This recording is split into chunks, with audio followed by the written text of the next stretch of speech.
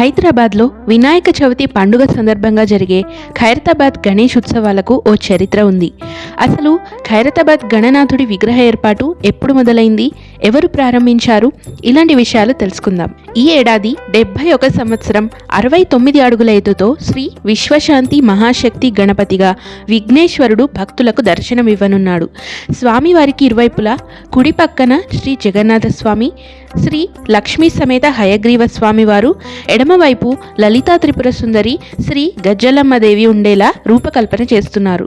ఈ ఖైరతాబాద్ వినాయకుడికి దశాబ్దాల చరిత్రే ఉంది. ఖైరతాబాద్ గణనాథుడికి దాదాపు 7 దశాబ్దాలకు పైగా చరిత్ర ఉంది. 1954 నుంచి ఖైరతాబాద్లో గణేష్ నవరాత్రులు నిర్వహిస్తున్నారు.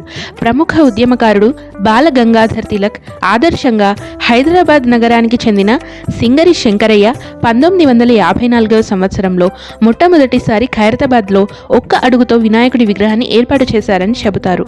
అలా ఒక్కో అడుగు పెరుగుతూ ఈ ఏడాదికి 71 ఏళ్లు అయ్యాయి.